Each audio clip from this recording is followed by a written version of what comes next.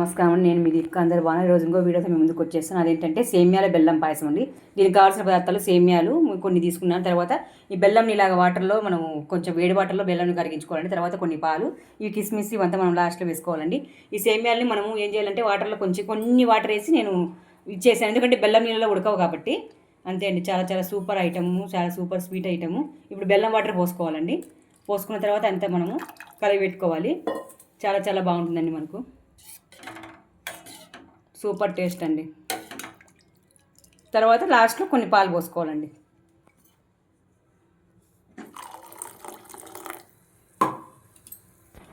సేమ్యాల బెల్లం పాయసం అండి, చాలా బాగుంటుంది. ఇట్లా మనం కొంచెం బెల్లాన్ని వాటర్లో కరిగించండి. కరిగించిన తర్వాత అలాగైనా వేసుకోవచ్చు, మీ ఇష్టము.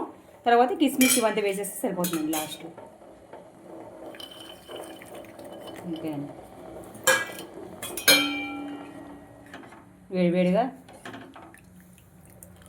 వేడివేడిగా సేమ్యా బెల్లం పాయసం రెడీ అండి. ఉంటా అండి, నేను మీ దీపిక.